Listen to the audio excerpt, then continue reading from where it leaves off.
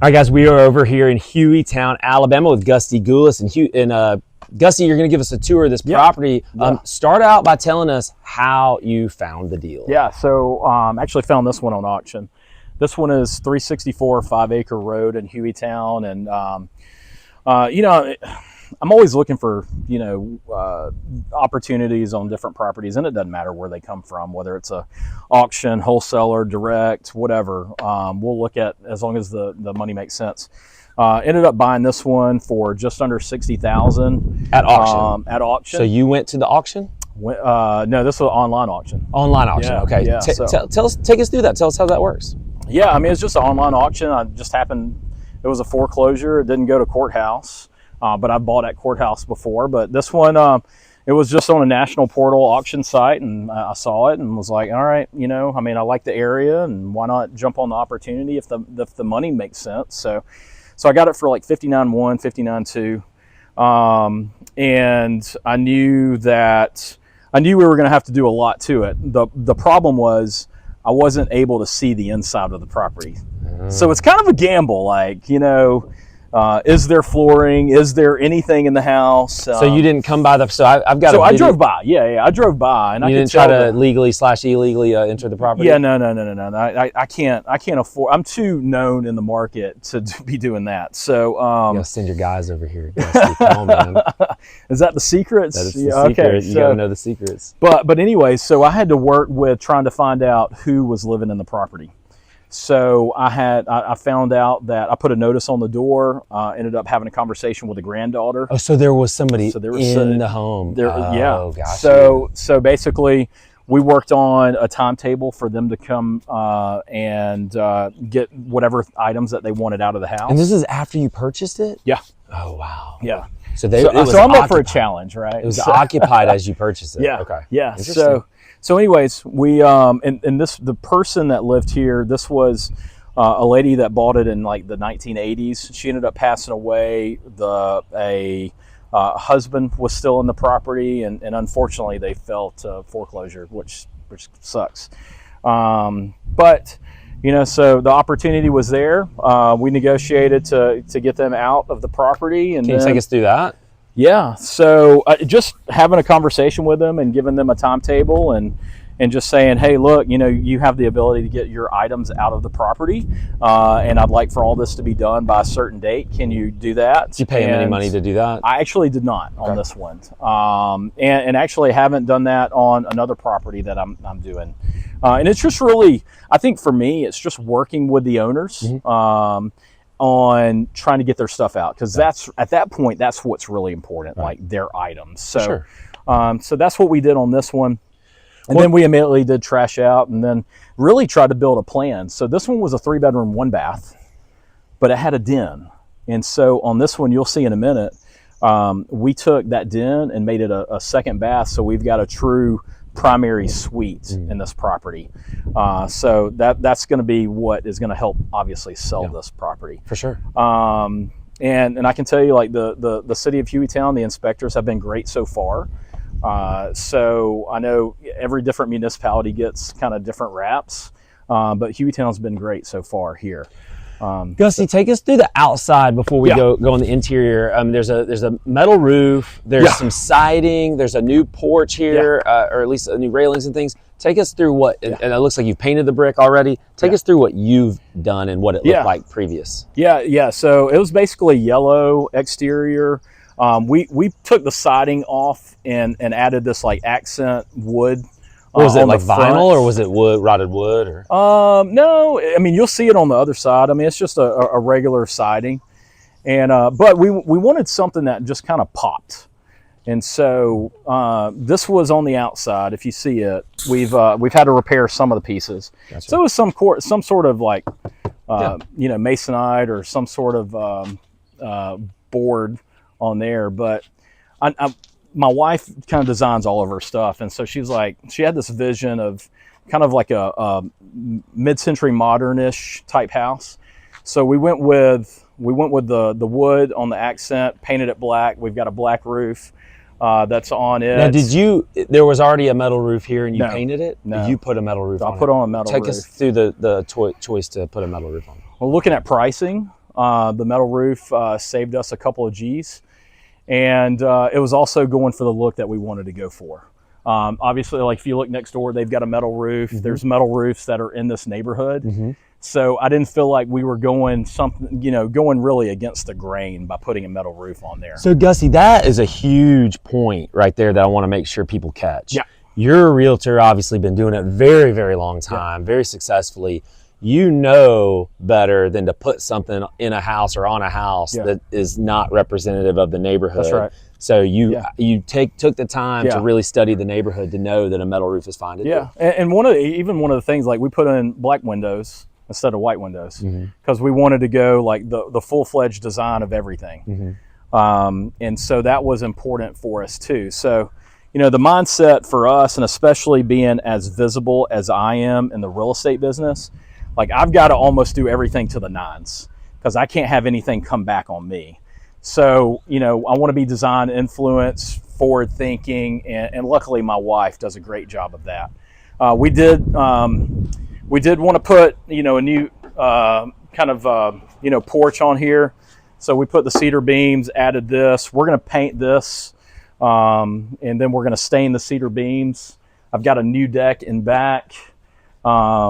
We still got to do some stuff with we'll probably stain this or we'll put in a new door. We're not sure just yet. Gusty, can you take us through some of the cost of these items? You got brand new windows, you got a metal roof. Yeah. And I know I'm putting you on the spot a little bit. No, it's fine. I mean, windows, probably about $500 a window. It's just kind of a good rule of thumb. I mean, you can save some here and there. I can't remember exactly what the hardwoods cost. I mean, painting the exterior, I can't remember right off the top of my head, but it wasn't anything too crazy. I mean, a lot of the stuff was wrapped up with a contractor that's doing a lot of stuff. Gotcha. So, I don't have the exact amounts on some of these things. But a deck, that deck probably cost me $8,000, $7,000. Why is it the back deck? Yeah. Why is that? I had to put a whole new deck. Oh, wow. And I had to have it permitted, So that's a lot. Okay, so where are we in the construction phase today? Yeah, so we're probably, I'd say about a month out. I know it doesn't look it right now. I've got cabinets going in tomorrow, so we've got custom cabinets going in. Wow. So there was a wall right here, and so we wanted to completely open it up. There was a door to the outside right here. Wow. So we covered that up. We put the door to the back so that you could actually access the deck. But we've got, cabinets going in. We've got an island going right here. Laundry and water heater is staying in the same place. Didn't necessarily want to deal with moving that. We actually went down a little bit on the size of the deck. We just didn't need as big a deck. At the end, we'll walk around to the back of this here. So, I wanted just more of an open feel. And I think that's just what people really want. So having the island, somebody, if they're going to put a TV, they're probably going to put it on that wall. And then you've got, if somebody wants, I'm not seeing as many people needing a dining room as much as they used to. And so watch out for things. Thank you.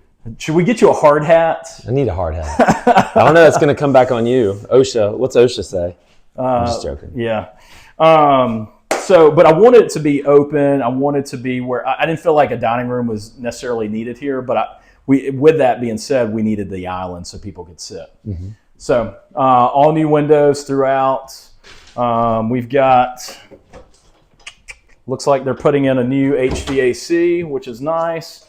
Here's one of the bedrooms. So we're refacing all of the doors so that we could save those.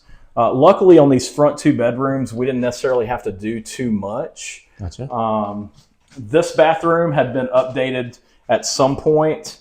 What we're doing is we're coming in with a new vanity in here and then some new fixtures.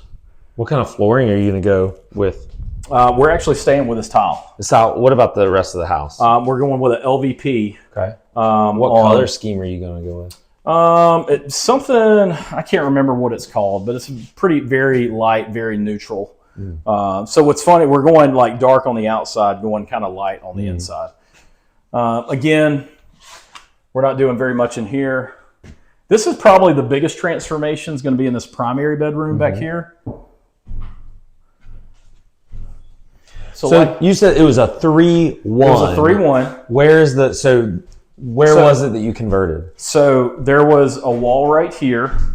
And so there on this side, like obviously we opened up, but there was a den area.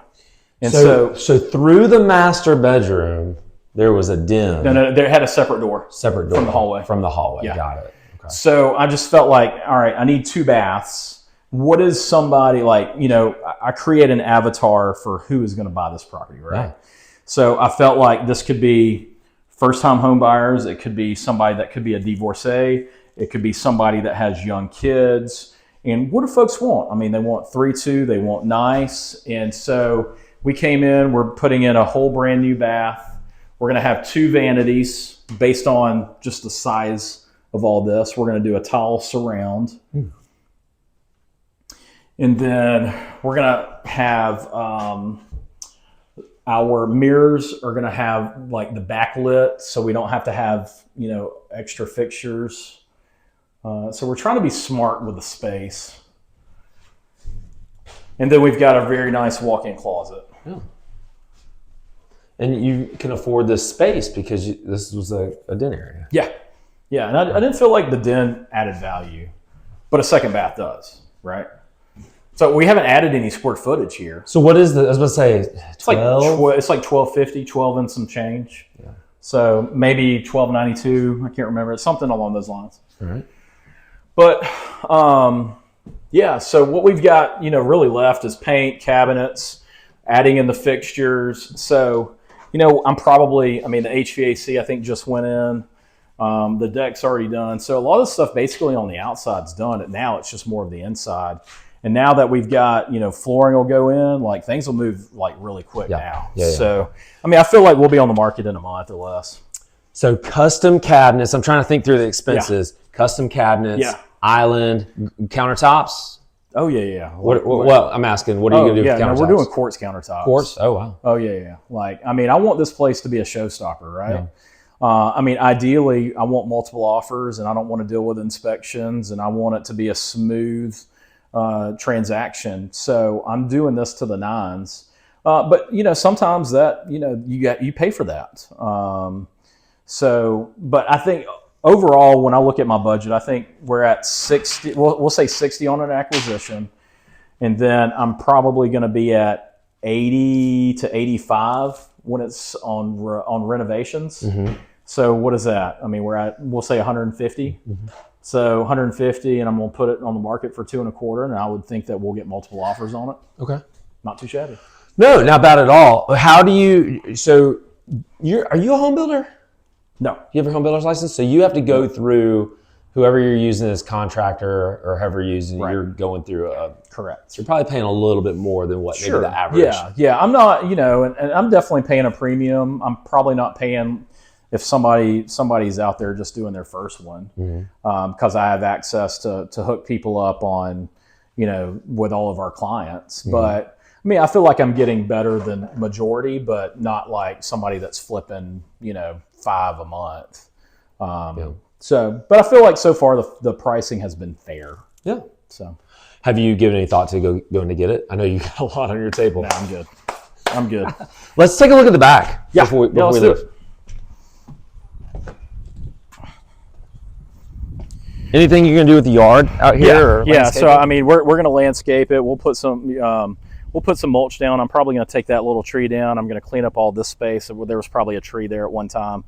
We'll clean this all up, mulch it out. I'm taking this fence down right here, and then it will be fully fenced, but I'm utilizing the existing fence that's here. Mm-hmm. And we went all electric on this one. I found like some of the gas lines had been just busted. So with all that being said, that was one of the reasons why we went all electric with this one. What was gas? Probably the heat? Stove and I think the heat. Yeah. So right here was where there was a door. So we had to and there was like a deck. Or not really a deck, but like a stairs to the deck. It was really awkward. Y'all did a fantastic job of covering that up because I can't tell at all. Yeah. It looks like we've got to do a little bit better job on doing some sealing and cleaning some of that up from what I can tell. But yeah. Okay. And here's your $8,000 deck. Yep. Wow. See, I haven't priced a deck in a long time. $8,000? It's not cheap. This is not that big. What is this, 10 by 12?